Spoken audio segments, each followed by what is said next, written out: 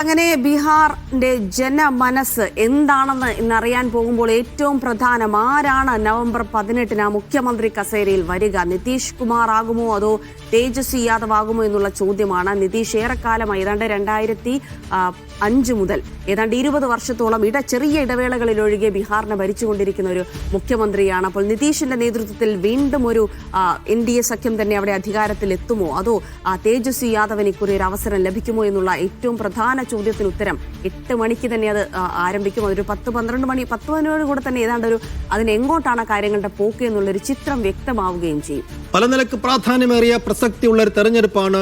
രാജ്യത്തെ SIR നടപ്പാക്കിയതിനു ശേഷമുള്ള ആദ്യത്തെ തെരഞ്ഞെടുപ്പാണ്.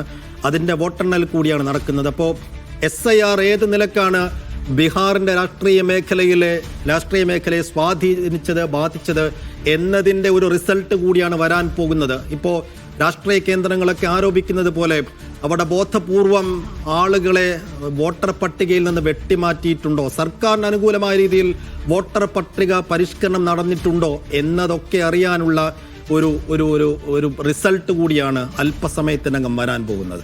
അപ്പോൾ ഇന്ന് വോട്ടെണ്ണൽ ദിനത്തിലും ആ വിവാദങ്ങളൊന്നും ഒഴിയുന്നില്ല എന്നാണ്. കാരണം വോട്ടെണ്ണലിന് മണിക്കൂറുകൾ ബാക്കി നിൽക്കെ പോളിംഗ് സ്റ്റേഷനിലെ CCTV ദൃശ്യങ്ങൾ അപ്രത്യക്ഷമായി എന്നുള്ള വിവരങ്ങൾ കൂടി പുറത്തു വരികയാണ്. അതിൽ കോൺഗ്രസും RJDയും വിമർശനം ഉന്നയിച്ച് രംഗത്തെത്തിയിട്ടുമുണ്ട്. എന്തായാലും ഇന്നത്തെ ഈ ദിവസത്തിൽ ഇത് വളരെ പ്രാധാന്യമേറിയ ഒരു വാർത്ത കൂടിയാണ്. പ്രത്യേകിച്ച് SIR-ലടക്കം വലിയ ആശങ്ക നിലനിൽക്കുന്ന സാഹചര്യത്തിൽ വോട്ട് ചോരിയുമായി ബന്ധപ്പെട്ട വലിയ പ്രചാരണം NDA നടത്തിയ ഒരു സാഹചര്യത്തിൽ ഇത്തരം വിമർശനങ്ങൾ, ഇത്തരം ആരോപണങ്ങളൊക്കെ വരുമ്പോൾ അതും ഇന്നത്തെ ദിവസത്തിൽ ചർച്ചയാകുമെന്നുള്ള കാര്യം ഉറപ്പാണ്.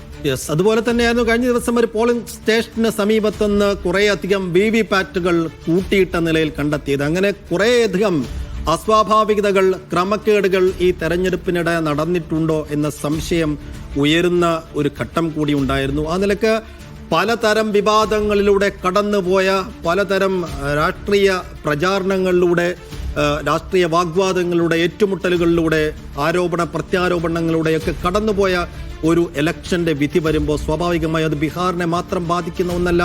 ദേശീയ രാഷ്ട്രീയത്തിലാകെ പ്രകമ്പനവും ചലനവും ഉണ്ടാക്കാൻ ശേഷിയുള്ള ഒരു ജനവിധിയാണിത്. അല്പസമയത്തിനകം ബീഹാരികൾ എന്താണ് മനസ്സിൽ കരുതി വെച്ചത് എന്ന് പുറത്തു വരാൻ. പ്രധാനമായും 2 മുന്നണികൾ തമ്മിലുള്ള പോരാട്ടമാണ് നടക്കുന്നത്. നാഷണൽ ഡെമോക്രാറ്റിക് അലയൻസ് NDAയും ഒപ്പം തന്നെ മഹാഗഡ്ബന്ധൻ സഖ്യവും. ഇന്ത്യ സഖ്യത്തിലെ പ്രധാനപ്പെട്ട സഖ്യകക്ഷികളൊക്കെ ഉൾപ്പെടുന്ന ഒരു സഖ്യം കൂടിയാണ്. അതിൽ നാഷണൽ ഡെമോക്രാറ്റിക് അലയൻസ് ഇന്ത്യ സഖ്യത്തിൽ പ്രധാനമായും BJPയും JDUവും നയിക്കുന്ന അവർ തന്നെയാണ് മുന്നിൽ നിന്ന് നയിക്കുന്നത്. ഒപ്പം തന്നെ ലോക് ജനശക്തി പാർട്ടിയുണ്ട്, രാംവിലാസ് പാസ്വാന്റെ മകൻ ചിരാഗ് പാസ്വാൻ നയിക്കുന്നത്. ഒപ്പം തന്നെ HAM, RLM തുടങ്ങിയവയാണ് NDAയിലുള്ളത്. എന്തായാലും മഹാഗഡ്ബന്ധനുമായി ബന്ധപ്പെട്ട വിവരങ്ങളിലേക്കൊക്കെ വരാം. അതിന് മുമ്പ് നോക്കണമെന്നുള്ള തത്സമയ വിവരങ്ങൾ കൂടി തേടേണ്ടതുണ്ട്. നമ്മുടെ പ്രതിനിധികൾ ചേരുന്നു. D ധനസുമോദും ഒപ്പം സജു തോമസും. രണ്ടുപേരും നേരത്തെ പട്ന വിസിറ്റ് ചെയ്ത് തന്നെ അതിന്റെ റിപ്പോർട്ടുകൾ തത്സമയം ഗ്രൗണ്ട് സീറോയിൽ നിന്ന് റിപ്പോർട്ട് ചെയ്ത ആളുകൾ കൂടിയാണ്.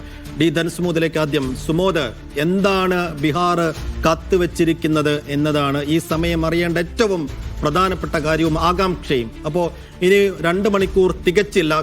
എപ്പോഴത്തേക്കാണ് വോട്ടെണ്ണൽ ആരംഭിക്കുക? എപ്പോഴത്തേക്ക് നമുക്ക് ആദ്യ പല സൂചനകൾ അറിയാൻ കഴിയും?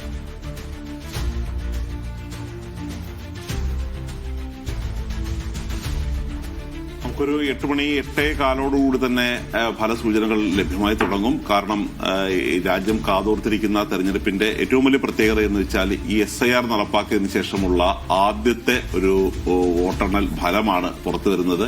ഇതിൽ വിജയിക്കുക എന്നുള്ളത് മുന്നണികൾക്ക്, 2 മുന്നണികൾക്കും, ഇന്ത്യ മുന്നണിക്കും NDA മുന്നണിക്കും മാത്രമല്ല കേന്ദ്ര തെരഞ്ഞെടുപ്പ് കമ്മീഷനും കൂടി ഒരു അനിവാര്യമായ ഘട്ടമാണ്. ആദ്യമായിട്ടാണ് ഒരു കേന്ദ്ര തെരഞ്ഞെടുപ്പ് കമ്മീഷൻ പോലും ഇത്തരത്തിൽ ഒരു മത്സര രംഗത്തേക്ക് തന്നെ വരുന്നത്. കാര്യം ഈ SIR ഒരു വിജയകരമായിരുന്നു എന്നുള്ളത് നടപ്പാക്കാൻ വേണ്ടി എന്നുള്ളൊരു കാര്യം ആവർത്തിച്ച് പറഞ്ഞുകൊണ്ടിരിക്കുകയാണ് കേന്ദ്ര തെരഞ്ഞെടുപ്പ് കമ്മീഷൻ.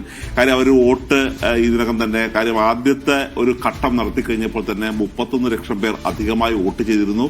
ഇതുകൂടാതെ രണ്ടാമത്തെ ഘട്ടം എത്തിക്കഴിഞ്ഞപ്പോൾ 2 കൂടി കൂട്ടിക്കഴിഞ്ഞപ്പോൾ 71 ലക്ഷം പേർ അധികമായി വോട്ട് ചെയ്ത ഒരു തെരഞ്ഞെടുപ്പാണ് എന്നുള്ളൊരു കാര്യമാണ് അവർ തെരഞ്ഞെടുപ്പ് കമ്മീഷൻ പ്രധാനമായും പറയുന്നത്. ഇന്ത്യ സഖ്യമാവട്ടെ ഇപ്പോൾ 18-ാം തീയതി സത്യപ്രതിജ്ഞ ചെയ്യും എന്നുള്ള കാര്യം തന്നെയാണ് അറിയിച്ചിരിക്കുന്നത്. തേജസ്വി യാദവ് പറഞ്ഞിരിക്കുന്നത് ഇതുവരെയുള്ള ഈ ഒരു 20 വർഷത്തെ ഒരു ഭരണം, അതിൽ ഒരു ഇടവേള മാറ്റം, അദ്ദേഹം ഉപമുഖ്യമന്ത്രിയായുള്ള ഒരു ഇടവേള മാറ്റം നിർത്തിയാൽ ബീഹാറിനെ കാര്യമായി മുന്നോട്ട് കൊണ്ടുപോകാൻ കഴിയാത്ത ഒരു ഭരണമാണ് ഉണ്ടായത്. അതുകൊണ്ട് നിതീഷ് കുമാറിന്റെ ഒരു ഭരണത്തിന് അന്ത്യം കുറിക്കും എന്ന് തന്നെയാണ് പറഞ്ഞിരിക്കുന്നത്. പക്ഷേ നമ്മളിവിടെ എടുത്തു പറയേണ്ട ശ്രദ്ധിക്കേണ്ട ഒരു കാര്യം, നിതീഷ് കുമാറിനെ നേരിട്ട് ആക്രമിക്കാതെ നിതീഷ് കുമാറിനെ മുന്നിൽ നിർത്തിക്കൊണ്ട് BJP അട്ടിമറി നടത്താനാണ് ശ്രമിക്കുന്നത് എന്നുള്ളൊരു കാര്യം പറഞ്ഞ് ആ തോക്ക് നേരെ BJPക്ക് നേരെ തിരിച്ചു വെക്കുന്ന ഒരു കാഴ്ചയാണ് കണ്ടത്. നേരത്തെ ഇതുപോലെ മഹാരാഷ്ട്രയിൽ ഏറ്റവും കുറഞ്ഞ സീറ്റ്, അവിടെ NDA കക്ഷിയിൽ രണ്ടാമത്തെ സീറ്റായിരുന്നു ശിവസേന, ഏകനാഥ് ഷിൻഡെയുടെ ശിവസേനക്കുണ്ടായിരുന്നത്. ഉപമുഖ്യമന്ത്രിയായി ദേവേന്ദ്ര ഫട്നാവിസ് ആയിരുന്നു അവിടെ ഭരിച്ചിരുന്നത്. പക്ഷേ ഫലം വന്നു കഴിഞ്ഞപ്പോൾ BJPക്ക് വലിയ തരത്തിലുള്ള മേൽക്കൈ കിട്ടുകയും ശിവസേന രണ്ടാം പാർട്ടിയായി കഴിയുമ്പോൾ അവിടെ ദേവേന്ദ്ര ഫട്നാവിസിനെ BJPയുടെ നേതാവിനെ മുഖ്യമന്ത്രിയാക്കുന്ന ഒരു കാഴ്ചയാണ് കണ്ടത്. അതുപോലെ നിതീഷിനെ വഞ്ചിക്കാനുള്ള ഒരു പരിപാടിയാണ് ഇത്. നിതീഷിന്റെ വാട്ടർലൂ ആയിരിക്കും എന്നുള്ളൊരു കാര്യമാണ് പ്രധാനമായും ഇന്ത്യ സഖ്യം ചൂണ്ടിക്കാട്ടുന്നത്. പക്ഷേ നമ്മൾ NDAയിലേക്ക് വന്നു കഴിയുമ്പോൾ NDA വീണ്ടും പലതവണ പറഞ്ഞുകൊണ്ടിരിക്കുന്നത് നിങ്ങൾ ആഗ്രഹിക്കുന്നത് കാട്ടുഭരണം തിരികെ കൊണ്ടുവരണോ എന്നാണ്. അതായത് 20 വർഷം മുമ്പുണ്ടായിരുന്ന ലാലുവിന്റെ ഒരു ഭരണം, അത് അവിടെ എല്ലാവിധത്തിലുള്ള ഒരു ജനകീയ സംവിധാനങ്ങളെയും തകർത്ത് കളഞ്ഞ ഭരണമാണ്. അക്രമം നടമാടിയ സമയമാണ്.